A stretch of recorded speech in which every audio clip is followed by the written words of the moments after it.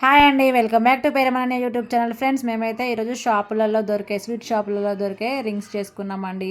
ఆ రింగ్స్ కరకరలాడుతూ రావాలంటే ఎలా చేయాలి ఏంటి అనేది వీడియోలో చూపిస్తానండి, చూసేయండి.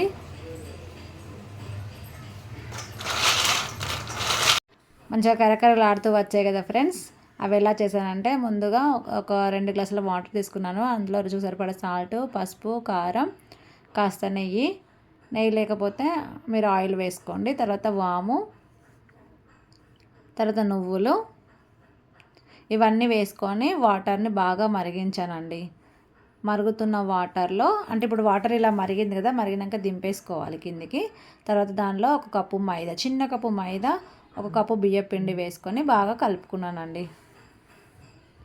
చూడండి, చూపిస్తున్నట్టుగా కలుపుకోండి. నేను తీసుకున్న వాటర్కి పిండి అనేది కరెక్ట్గా సరిపోయింది నాకు. చూడండి, ఇలా పిండిని అంతా కలుపుకున్నాను. అంటే బౌల్ వేడిగా ఉందని నేను పట్టుకారుతో పెట్టి కలుపుకున్నాను. ఇలా పిండి అనేది కలుపుకోవాలి. కలుపుకొని మూత పెట్టుకోవాలి. తర్వాత ఇలా కొంచెం కొంచెం తీసుకొని మనం రొట్టె చేస్తాం కదా, జొన్న రొట్టె కానీ బియ్యం పిండి రొట్టె కానీ చేస్తే ఎలా పిండి కలుపుకుంటామో అలా ఇలా మొత్తం కలిపేసుకోవాలండి. మంచిగా చూపిస్తున్నట్టుగా కొంచెం కొంచెం ఆయిల్ పెట్టుకొని చేతికి కలిపితే చాలా సాఫ్ట్గా వస్తుంది. మనం తాల్చేటప్పుడు మన హ్యాండ్కి ఏం అంటుకోకుండా ఉంటుందండి. మీరు కాస్త ఆయిల్ పెట్టి తాల్చుకోండి. తర్వాత ఇలా చూడండి, ఇలా తాల్చుకుంటూ ఒక రింగ్ లాగా చుట్టుకోవాలండి. అన్నీ అలానే చుట్టుకోవాలి. పిల్లలు ఇంకా హాలిడేస్ వస్తున్నాయి కదా, ఏమన్నా చేయి అంటే ఇలా రింగ్స్ చేశానండి ఈరోజు. మీ పిల్లలు కూడా అడుగుతున్నారా? అయితే చేసి పెట్టండి ఫ్రెండ్స్.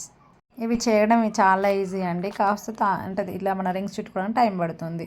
చూడండి, నేను ఇలా ఫాస్ట్గా చేసేసుకున్నాను. నేను మా ఫ్రెండ్ ఇంకొక ఆమె కలిసి చేసుకున్నాము. ఇలా అన్నీ చూపిస్తున్నట్టుగా అన్నీ ఇలా తాల్చుకొని ఒక ప్లేట్లో వేసుకోండి. నేను మా ఫ్రెండ్ ఇద్దరము, ఆమె హ్యాండ్ చూడండి.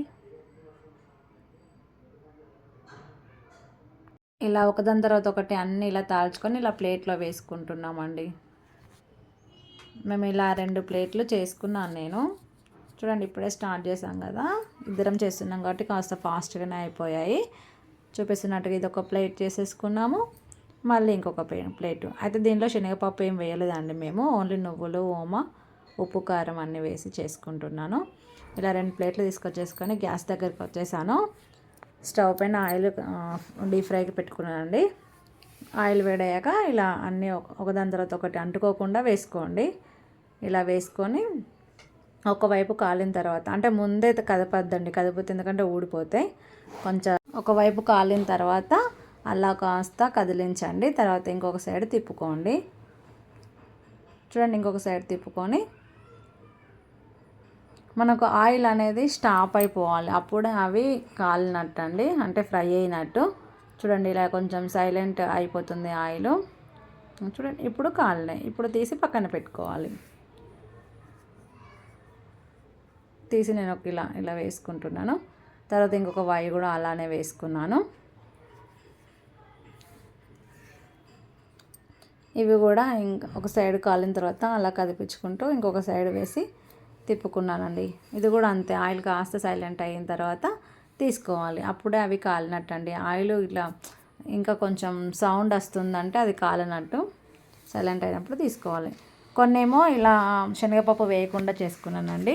తర్వాత మరికొన్నేమో శనగపప్పు పెట్టుకుంటూ చేసుకున్నాను. మనకు తాల్చేటప్పుడే శనగపప్పుని ఇలా అంటించుకున్నాను. ఇలా చేసుకుని అన్నీ ఒకదాని తర్వాత ఒకటి ఇలా ప్లేట్లో పెట్టుకున్నాను. మళ్ళీ ఇది అలా ప్రెస్ చేస్తుంటే ఊరికి ఇలా చుంగిపోయిందండి. చాలా కరకర క్రిప్సీగా వచ్చాయి. ఎంత క్రిప్సీగా అంటే చాలా క్రిప్సీ. షాప్లో దొరికే వాటికంటే టేస్ట్ కూడా చాలా బాగుండండి. ఎంతైనా మనం ఇంట్లో చేసుకుంటే బాగుంటాయి కదా. తర్వాత ఇలా శనగపప్పుతో నిందాక చేశానని చూపించాను కదా, అవి కూడా ఒక ప్లేట్ నిండుగా అయిపోయాయి. అవి కూడా అలా డీప్ ఫ్రై చేసుకున్నానండి. అంతే అండి, చెకోడీలు, షాప్లో దొరికే చెకోడీలు రెడీ అయిపోయాయి. వీడియో నచ్చితే please like, share, subscribe Peramane YouTube channel friends.